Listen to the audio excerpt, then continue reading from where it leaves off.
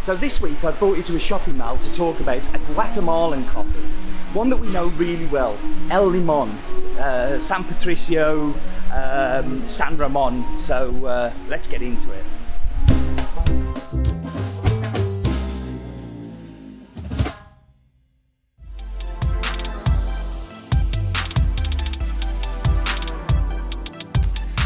Okay, thanks Steve.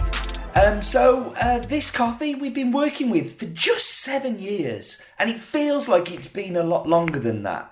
But we were introduced to the farm by a really good mutual friend called Raul Rodas, who is the 2012 World Barista Champion, who had come to meet Beto and the family and thought that this coffee was amazing, but actually was not really hitting the markets that it should. So this coffee, before it has been bought, it was being mixed into what would be called Guatemalan SHG, which is strictly high grown, didn't have a farm name attached to it, and really wouldn't have wouldn't have been known as a farm. Yet the quality of the coffee when I first cupped it was absolutely phenomenal. Really, really good. The family have owned the farm for over 20 years now. And you can see year on year, every time I visit, and I've visited every year since 2013, including this year when we were still allowed to get on aeroplanes. And the farm is phenomenal. They just constantly are reinvesting, reinventing, and you're going to see in the little video in a little while with the family. They always have new projects and new things which they're going to talk about after I've finished here.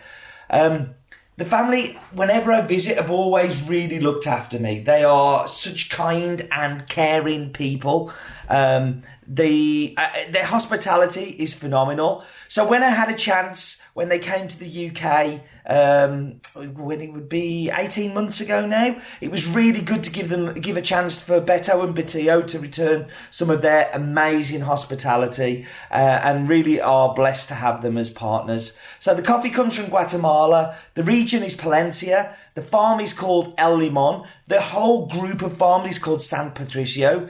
It is owned by the Reyes family. The altitude is around about 1,600 metres above sea level. This is a San Ramon varietal and is washed.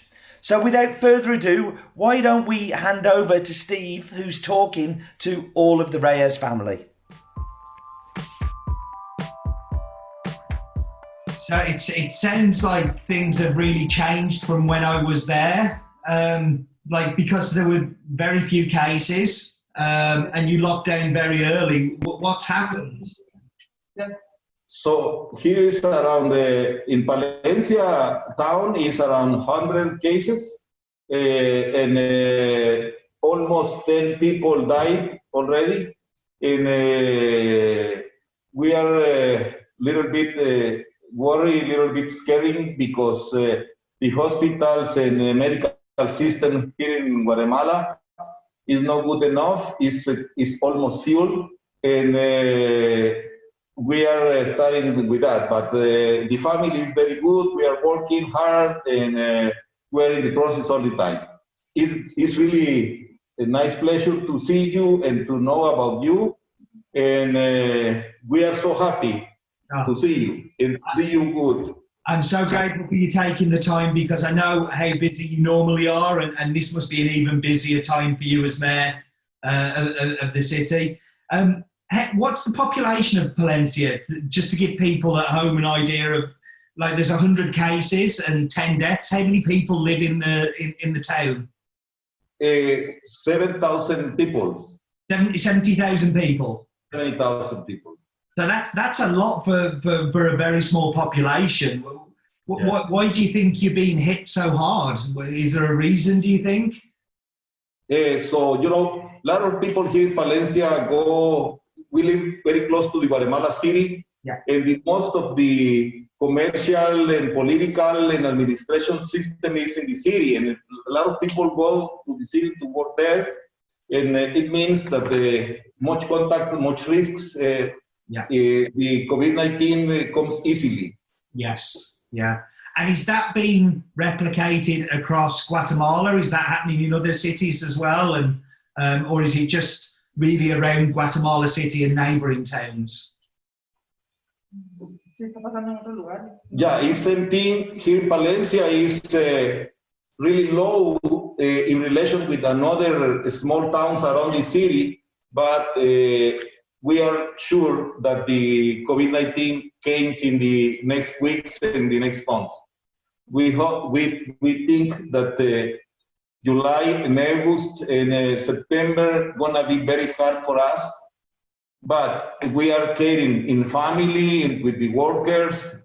We are taking the masks and everything, sanitation systems and everything.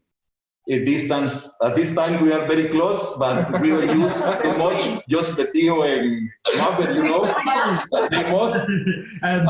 No, I think I personally, like, you know, my thoughts are with everybody in Guatemala, and obviously we've had a tough time in Europe, and hopefully we're coming out the other side, and I really hope that you come out the other side very quickly, and everything gets under control. And I'm sure everybody watching the video will share those thoughts as well, and just hope that everything gets sorted very quickly. And I'm really sorry to hear that it's been a tough time by the sounds of it. But let's talk about happy things. Tell me about the farm, because I'm missing coffee plants and I'm missing my coffee friends.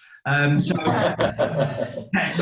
tell me a little bit about what's happening on the farm. Obviously the harvest is all over now, and you're going to be coming into the new harvest in the coming months. How's the farm looking? Yeah, it looks very well. The winter is as never very good. It's raining a lot. The coffee plants are very healthy, and we are in that thing. We are so happy. La Villa, Limon, Morito, Calawar project is running very well, and we are working in. We've applied already first fertilizer, and we are caring about it's clean, it's healthy, everything is good. Fantastic, fantastic. And how's my favourite mill manager? How's your brother doing? Is everything okay? Is Felix good? Felix is very good. He's we scared a little bit about, you know, he's almost 60, and but he's very well. He's working at this time in the farm. He's the Calawar. We are with a lot of attention in Calawar project.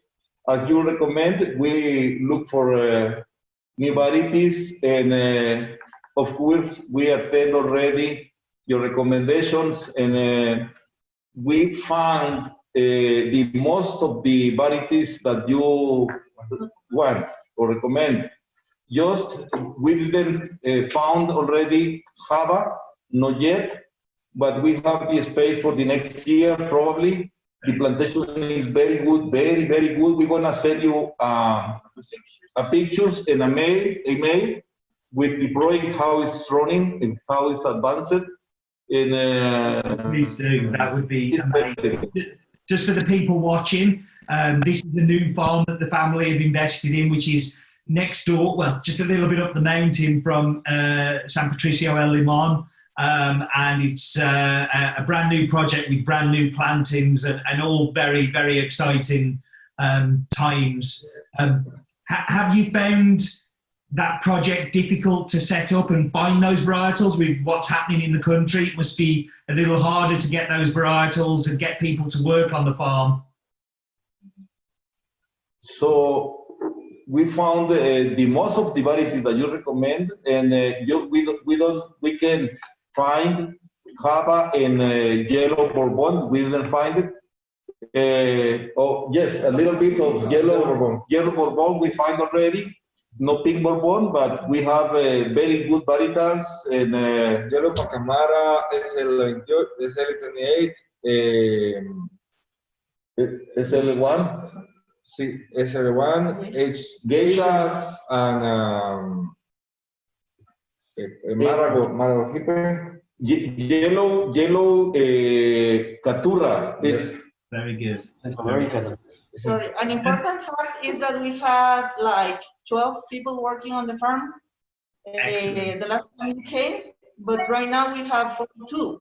So we had increased our work a lot. So we are investing on the new farm on the Calaguar. Amazing, amazing. It's so rude of me.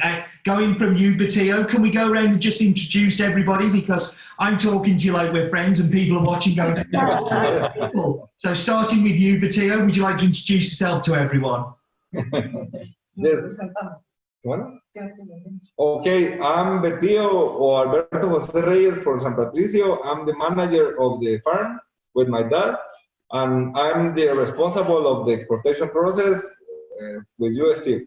Yeah, fantastic.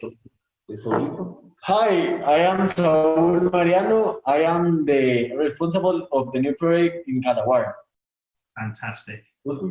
Hi, I am Ruth, and I am responsible to the administration for the fee. Yes. And I am Maria Fernanda Garcia. You can call me Mafe, please.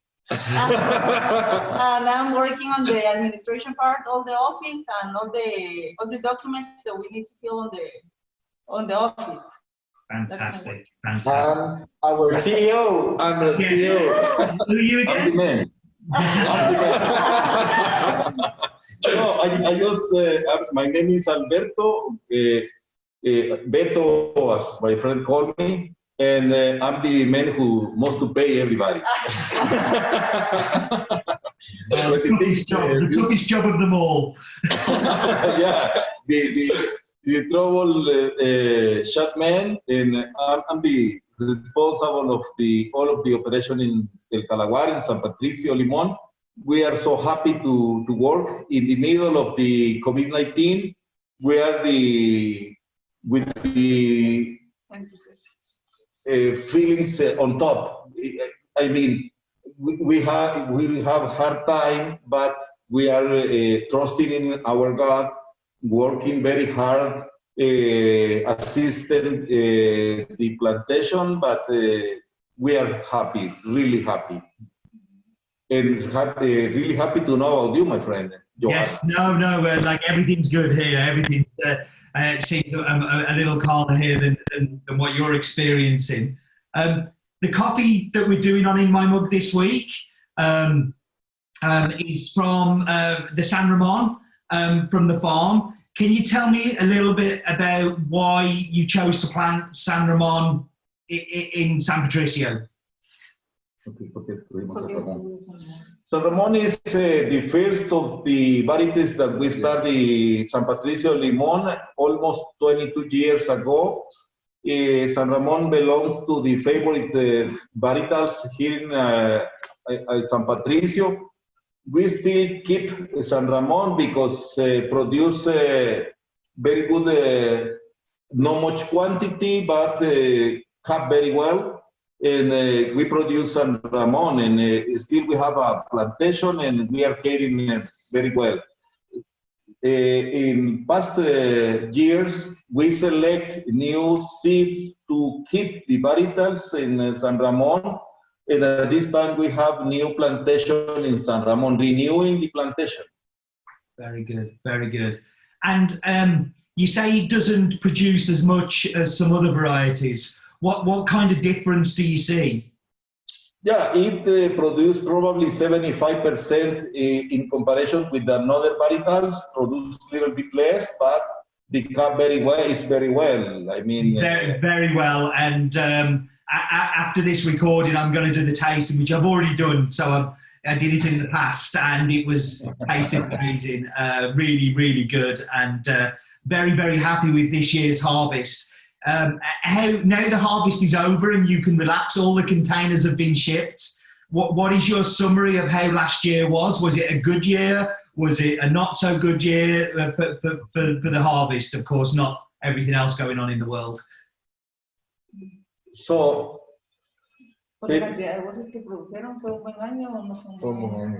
yes, it was a very good year.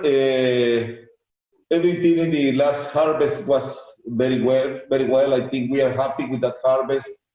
And San Patricio and San Ramon produce, as I told you, not much, but very good crop. We are continue caring about San Ramon in some small lots, but for us it's a very appreciated variety. Yes, yeah, no, and I think it's great that you care so much about the cup quality that you will keep something that gives you less yield but produces such a better cup, and that's why I love working with you all. Is that it's that attention to the cup quality as well as the yield, which is really important. I know we've talked in the past about the changing weather on the farm and climate change and how the rains have affected in the past. How has that been this year? Have you had good rains? Is it been a little bit more consistent than it has been in the past, or are you still suffering with the same problems? Yeah, Steve, in the past, the weather is very hard because it's changed. Remember last year's the raining is slowed, but this year the weather is very good. Last my dad is saying you, this year we are planting I think 1,000 plants, 10,000 plants. 10,000 plants and 40,000. no, the árboles solo. Okay. 10,000. The Theo is talking about trying to care about the environment.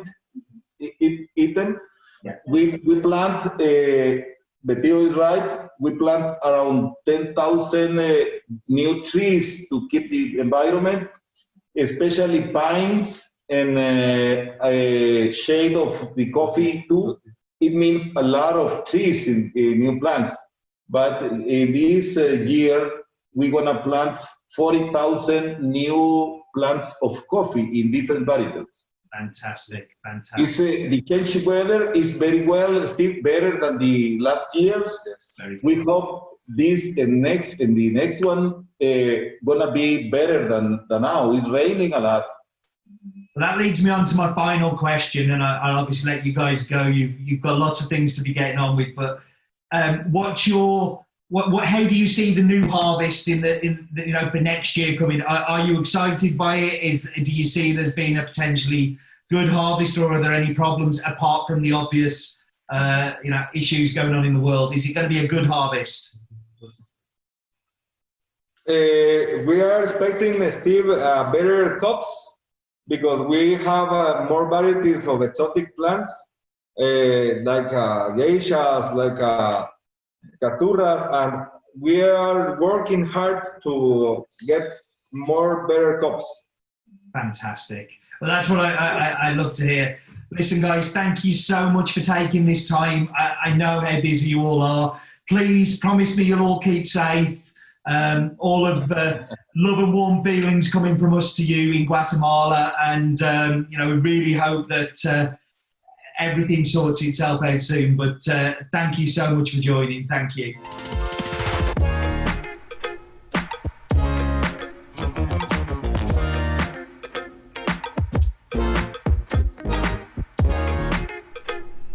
So I've no idea why I thought this was a good idea to come out and do the tasting when it's so windy, but I've done it anyway. And I've brought you to Friends Arena. Friends Arena is kind of like Wembley for Sweden. So just over there is the Swedish FA and their office, and there's a huge shopping mall attached to it that I walked through at the beginning, and I just thought it was somewhere different to show you. I don't know why. You have to forgive me, I'm a little crazy. I'm having to hold on to the camera because the wind is blowing over my tripod, it's that windy. But let's get into the coffee.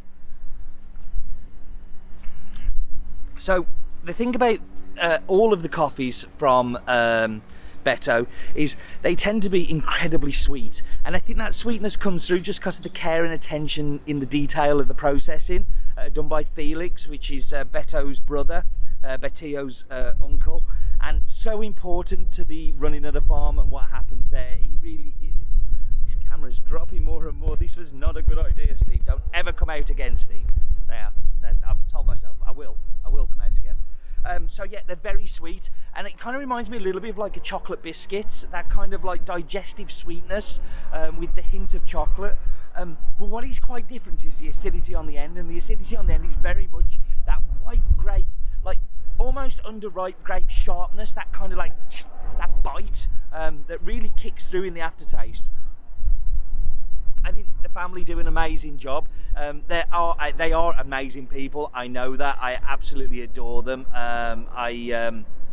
Yeah, some of my favourite people in coffee. They're always so kind. I actually texted them last night about, would you jump on a call tomorrow? And they went, yeah, of course we would. We'd love to talk about the farm. So that was really, really cool of them. Listen, thank you for joining me. I hope you enjoy this week's coffee. I hope you enjoyed the chat with Beto and Betillo. But do remember, life is too short for bad coffee.